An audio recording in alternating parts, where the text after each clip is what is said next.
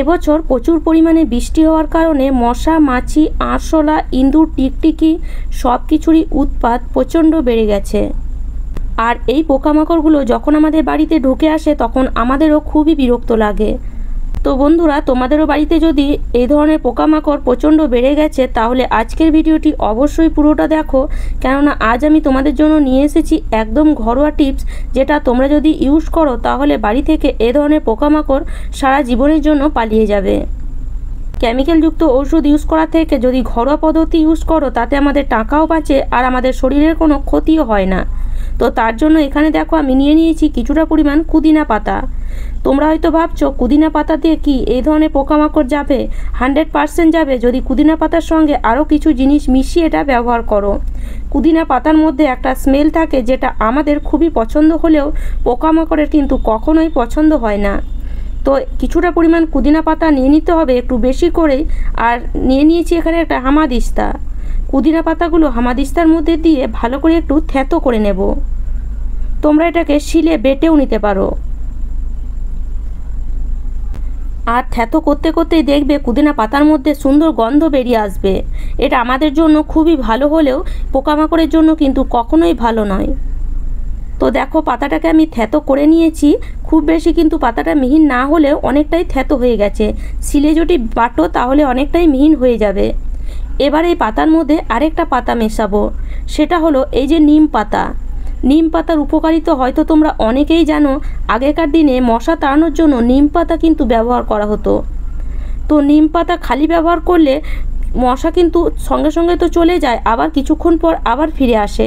কিন্তু নিম পাতার সাথে যদি এই পুদিনা পাতা বা এর সাথে আরও কিছু জিনিস যদি মিশিয়ে দেওয়া হয় তাহলে মশা কিন্তু তোমাদের বাড়ি থেকে সারা জীবনের জন্য পালিয়ে যাবে। তো এখানে আমি কিছুটা পরিমাণ নিম পাতা নিয়ে নিয়েছি। তো যতটা পরিমাণ পুদিনা পাতা নেবে সেই হিসাবে নিম পাতাও ততটা পরিমাণই নিয়ে নিতে হবে। নিম পাতাটাকেও পুদিনা পাতার সাথেই ভালো করে থেতো করে নেব। তো দেখো এখানে নিম পাতা আর পুদিনা পাতা দুটোকে আমি থেতো করে নিয়েছি। খুব ভালো থেতো না হলেও মোটামুটি থেতো হয়ে গেছে, যেটা আমাদের কাজ চলে যাবে। তোমরা চাইলে এটাকে শিলে বেটে নিতে পারো। তো চলো এবার আমি তোমাদের সাথে দুটো টিপস শেয়ার করব। একটা হলো ইঁদুর তাড়ানো, আরেকটা হলো মশা, মাছি, আরশোলা, পিঁপড়ে এই ধরনের পোকামাকড় তাড়ানোর। তো তার জন্য কি করতে হবে, একটা বাটি নিয়ে নেবে যেটা তোমাদের খাওয়ার কাজে তোমরা ব্যবহার করো না। এবার এই যে পাতার মধ্যে যে রসটা আছে সেটা বের করে নেব।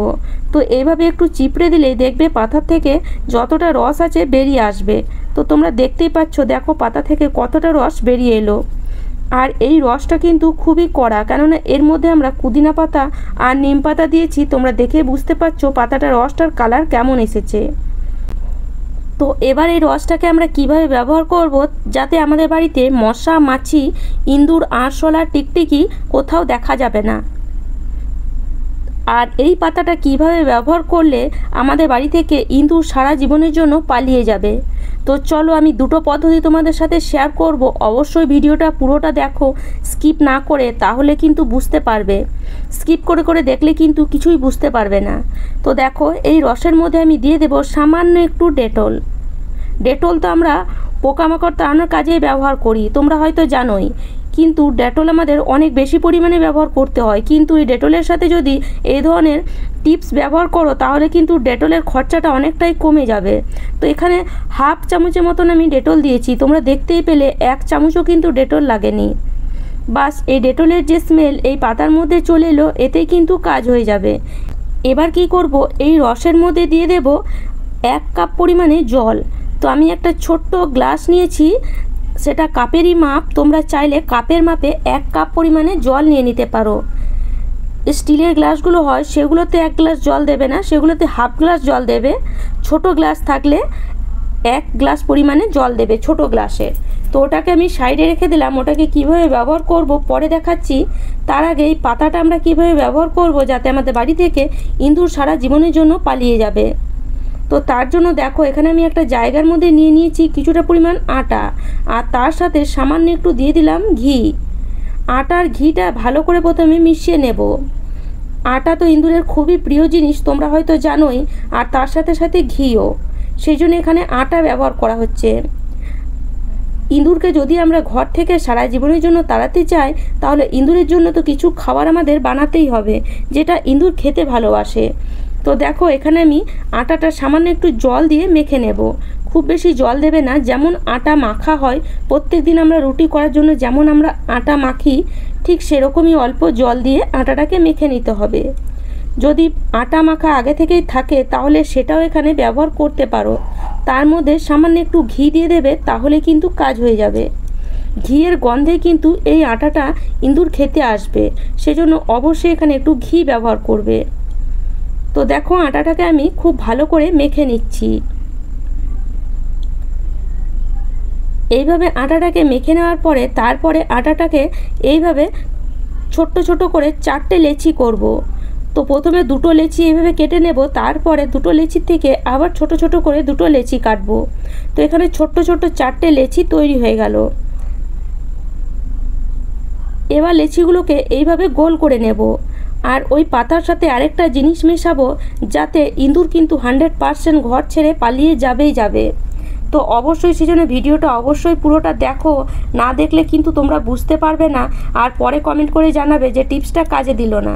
তো চলো এই পাতার মধ্যে এবার একটা জিনিস মেশাবো, যেটা হলো একটু ডিটারজেন্ট পাউডার। তো হাফ চামচের মতন ডিটারজেন্ট পাউডার আমি নিয়ে নিয়েছি, এর সাথে মিশিয়ে দেব।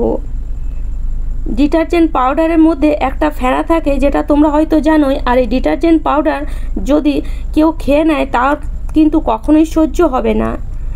তো ডিটারজেন্ট পাউডারটাকে ভালো করে এই পাতার সাথে মিশিয়ে নিতে হবে। নিম পাতা, পুদিনা পাতা আর ডিটারজেন্ট পাউডার, এই 3টে জিনিস যখন মিশে যাবে তখন একটা পাওয়ারফুল রেমেডি তৈরি হবেই হবে।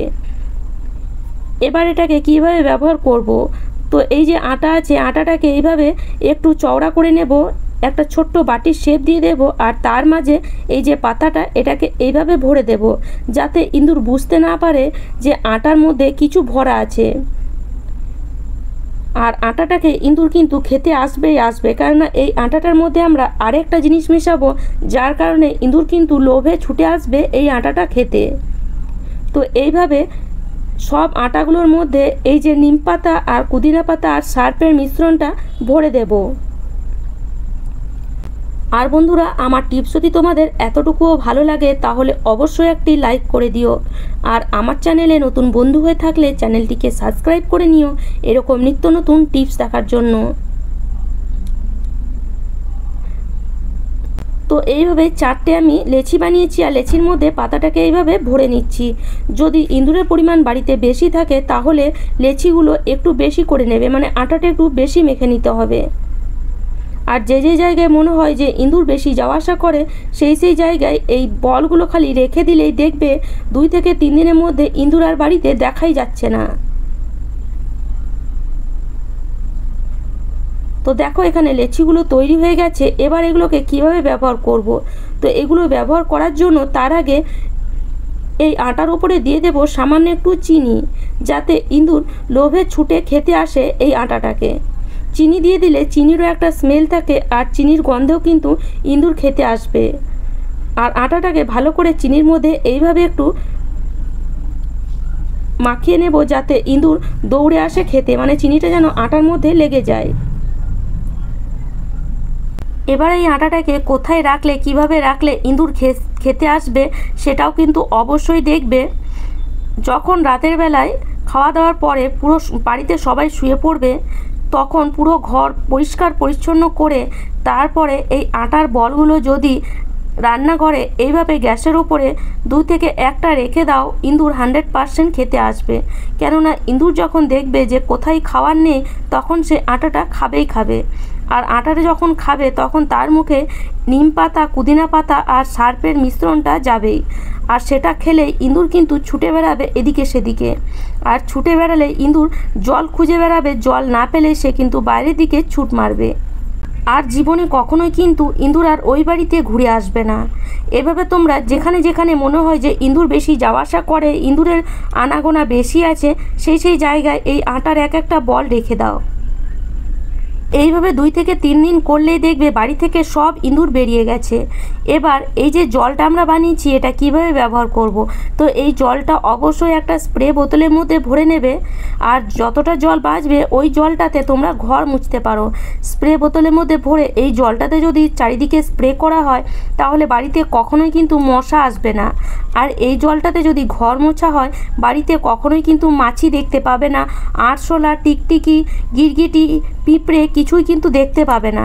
কেননা এই জলের মধ্যে যে একটা স্মেল আছে সেই স্মেল কিন্তু কোনো পোকামাকড়েরই সহ্য হয় না। তো এইভাবে রান্নাঘরও কিন্তু পরিষ্কার করতে পারো এই জলটা দিয়ে। তো আশা করি আজকের টিপসটা তোমাদের কাজে আসবে। আর আমার টিপস যদি ভালো লাগে তাহলে অবশ্যই লাইক, শেয়ার অ্যান্ড সাবস্ক্রাইব করে নিও।